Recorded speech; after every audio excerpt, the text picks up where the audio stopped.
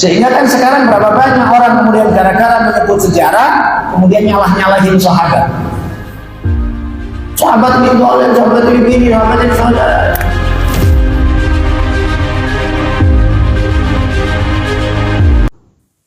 Dan Sayyidina Thalha ini ketika di kota Mekah sudah dipersaudarakan oleh Rasulullah dengan Sayyidina Zubair. Sayyidina Zubair bin Awam dengan Sayyidina Thalha sudah dipersaudarakan oleh Rasulullah sejak di kota Mekah. Belum hijrah kota Madinah, sudah dipersaudarakan. Subhanallah, dipersaudarakan Nabi sampai akhirnya wafatnya pun juga sama bareng. Wafatnya di mana? Ketika perang Jamal. Perang Jamal. Ya memang agak aneh sih ya. Wa kana amrullahi qadaran maqdura. Iya, takdir Allah pasti terjadi. Siapa yang nyangka Sayyidina Zubair berada di pasukan melawan Sayyidina Ali. Padahal sejak kecil bareng. Antar sahabat ya, di masa itu masa kacau balaunya politik. Sebagaimana terjadinya perang Siffin. Perang Jamal juga demikian. Ya, di masanya Sayyidina Ali bin Abi Thalib. Ya, tahun berapa ya? 36 ya. Terjadinya perang Jamal. Dipimpin oleh Siti Aisyah. Subhanallah ya. Siti Aisyah yang pimpin. Itu tadi sebetulnya Siti Aisyah tidak berniat untuk memerangi Sayyidina Ali. Siti Aisyah, Sayyidina Zubair, Sayyidina Thalha ketemu ketika umroh. Saat ketemu ketika umroh, kemudian sepakatlah mereka melihat gonjang-ganjingnya politik tambah kacau. Maka mereka berinisiatif, suara mereka akan didengar oleh Sayyidina Ali. Suara mereka akan didengar oleh Sayyidina Ali, maka berniatlah mereka.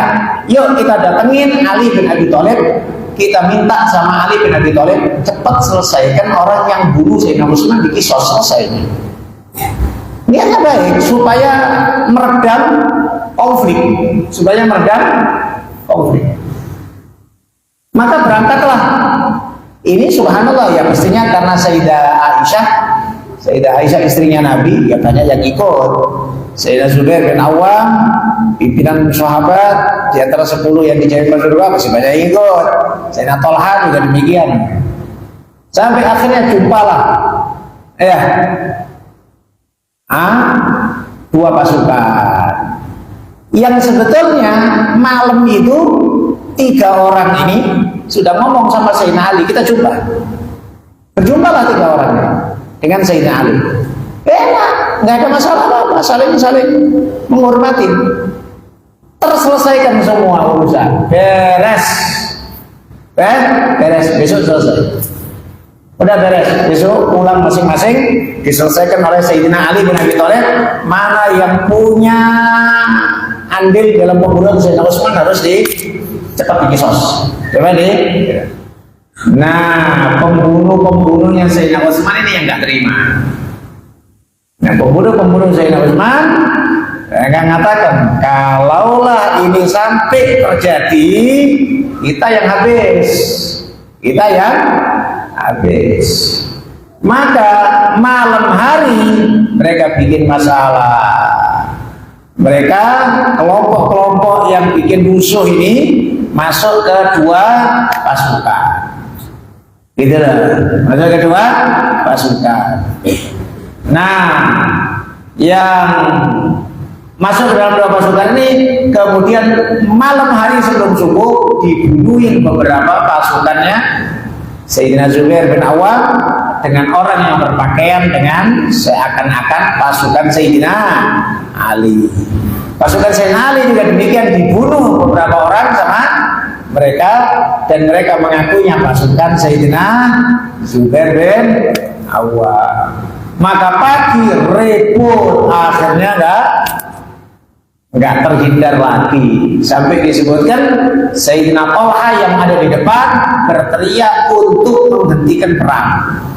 Berteriak-teriak Sayyidina Thalha untuk hentikan, dengarkan aku. Tapi sudah tidak didengar.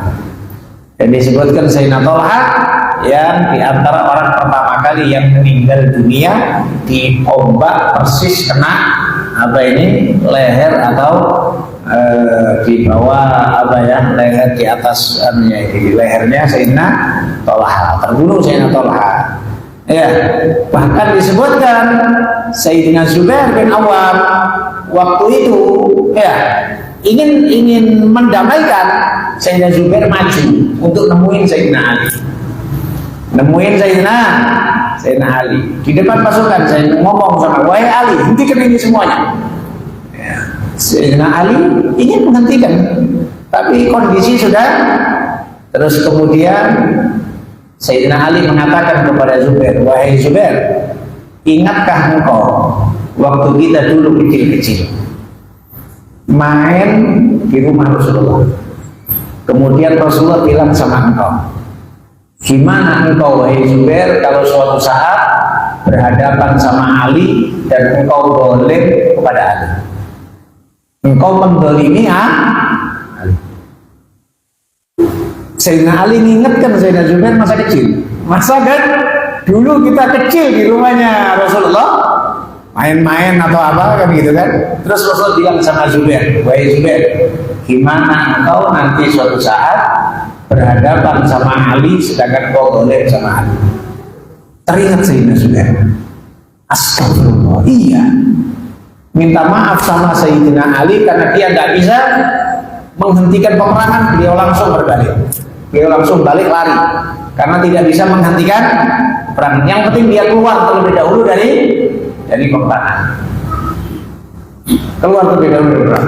Tapi di ujung pasukan beliau dipanah sama satu orang dan sampai kepalanya dipenggal juga sama pasukannya Sayyidina Ali. Salah satu orang pasukan Sayyidina Ali memanah kena, kemudian jatuh dipenggal kepalanya.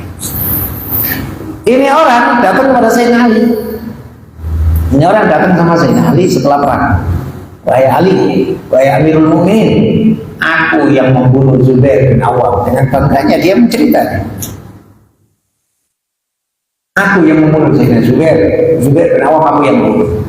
Sayyidina Ali mengatakan, tunjukkan pedangmu. Pikirnya dia akan dapat hadiah, namanya pimpinan musuh ya kan. Ditunjukkan pedangnya, masih ada darah-darahnya Sayyidina Zubair, dicium sama Sayyidina Ali.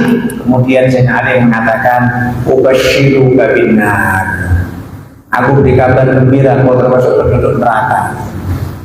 Katanya, aku yang bunuh musuhmu, aku pula kau katakan. Aku mendengar baginda Nabi Muhammad sallallahu alaihi wasallam bersabda, basyir qatila ibn Sofiyah binnar. Aku pernah dengar Nabi pernah bersabda, wahai Ali, beri kabar gembira orang yang bunuh putranya Sofiyah dengan api neraka. Siapa putranya Sofiyah? Zubair bin Awam. Ibunya namanya Sofiyah binti Abdul Muttalib. Iya, bibinya Nabi. Jadi ibunya Zubair bin Awam, bibinya Nabi, mahram sama Nabi. Saudaranya bapaknya Nabi. Ya, jadi muter-muter situ aja keluarga ya. Nah, maka supaya ada pahami perang-perang Pak, tapi nas hadis tidak bisa kemudian dirubah-rubah, dibalik-balik nggak bisa. Sayyidina Ali bukannya kok boleh, dia memang kondisi perang pada saat itu perang. Tapi nas hadis, siapa yang bunuh Zubair kasih kabar gembira dengan api neraka. Tidak ada musuhan. Supaya Anda pahami apa yang terjadi di antara sahabat bukan karena faktor dendam, bukan karena faktor benci. Ya, berbeda dengan orang yang kemudian memahami semisal orang-orang Syiah yang mengatakan istri Nabi Siti Aisyah berkata gini segala macam, ya kan? Mereka mengatakan Sayyidina Zubair kafir, mereka mengatakan Sayyidina Tolha kafir karena menyerang Sayyidina Ali. Ya, tapi Ahlus Sunnah wal Jamaah meletakkan pada porsinya dengan sesuai nas hadisnya. Nah, kita harus mengetahui pada kondisi saat itu gimana para sahabat kacau balaunya politik pada zaman itu. Ya, sama juga demikian. Ya, perang sifil. Di situ ada beberapa sahabat, perang Jamal, ada beberapa itu sahabat. Maka di sini selama ada sahabat, hebat betul itu sahabat, maka kita angkat tangan. Dan disebutkan di dalam Zubat ini sebagai kaidah utama dalam Ahlus Sunnah wal Jamaah, wa ma jara bainas sahabi nasqutu anhu wa ajral ijtihadi nufqidu. Apa yang terjadi pertentangan di antara para sahabat, kita wajib diam. Kita wajib diam. Pastinya ada sih antara sahabat terjadi pertentangan, dan pastinya ada. Baik pertentangan dalam urusan mohon maaf pribadi atau person atau kelompok. Person umpamanya, ya besar kemungkinan terjadi urusan dalam dagang ribut, utang piutang ribut. Secara person, urusan kebun, tanah, batas tanah, mungkin terjadi, ya kan? Atau secara kelompok, semisal itu tadi masa Sayyidina Ali terjadi pertempuran dengan perang Jamal, perang Siffin dan lain-lain. Gimana? Kaidah Ahlussunnah wal Jamaah, wa ma jara bainas sahabi nasqutu anhu.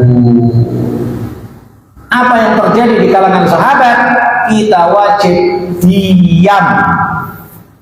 Diam, dah selesai. Tapi ini sejarah, tapi udahlah, kau nggak ngerti. Dan juga besarnya pengaruh akibat kalau kita salah. Ini area licin, bisa jadi kepleset kau di situ. Dan itu sudah disebut oleh Nabi dalam hadisnya Nabi. Nabi bersabda, "Idza dzukiral qada'u fa'amsiku, idza dzukira ashabi fa'amsiku." Kalau disebut-sebut tentang takdir, qada, qadar, maka cukupkan, jangan teruskan. Ketika bicara qada, qadar, jangan teruskan, cukup situ, selesai. Tahu kau posisimu, kau ngerti kemampuanmu, kau ngerti batasan-batasanmu, jangan terlalu dalam, kepleset kau nanti di dalam. Itu area licin. Soal kau ngerti qada, qadar, itu area licin. Kita nggak ngerti. Kewajiban kita nerima dah. Tidak usah pakai bahas terlalu dalam. Wa idza dzukira ashabi fa'amsiku. Kalau disebut-sebut tentang sahabatku fa'amsiku, maka cukupkan di situ. Jangan lanjutkan. Dah, selesai. Cukupkan, jangan terlalu dalam. Sehingga kan sekarang berapa banyak orang kemudian gara-gara menyebut sejarah, kemudian nyalah-nyalahin sahabat. Sahabat ini boleh, sahabat ini, sahabat ini saudara. Sampai kita teringat salah satu guru kita ketika menjelaskan tentang Sayyidina Ali sama Muawiyah, ya, udah disebutkan, dia mengatakan sambil gurau, Sayyidina Ali sama Muawiyah, dua-duanya udah dipastikan diampunkan dosanya oleh Allah. Bahasa gaulnya, mereka berdua udah ngopi bareng di surga. Udah ngopi bareng di surga. Apa pula urusan gitu ya? Apa pula urusan Allah udah ngampunkan, udah selesai masalah. Ya kan? Tilka ummatun qad khalat. Mereka adalah umat yang telah lewat. Sayyidina Umar bin Abdul Aziz, khalifah yang adil, ketika ditanya akan pertikaian antara sahabat dengan sahabat, beliau mengatakan, Alhamdulillah, Allah telah menyelamatkan, mensucikan pedang kami dari darah para sahabat. Mensucikan pedang kami dari darah sahabat, maka kami tidak akan mengotori lesan kami dengan berbicara tentang sahabat. Ya, maka kalau bahas semisal ini, maka harus lebih ekstra hati-hati. Dahulukan ta'zim, dahulukan kemuliaan, dahulukan kemuliaan. Ya. Berapa banyak ayat-ayat Al-Quran yang menjelaskan akan ridhonya Allah kepada para sahabat? Ayat Al-Quran jelas. Apalagi ini tadi yang orang-orang yang dijamin masuk surga ini, yang dijamin masuk surga. Itu sama orang Syiah disebut kafir. Kenapa? Karena melawan Sayyidina Ali. Berarti kan tidak menghormati nas hadis. Apakah Nabi tidak tahu? Ya kan gitu. Kalau pastinya Nabi bersabda itu tahu akhir dari para sahabat. Ya.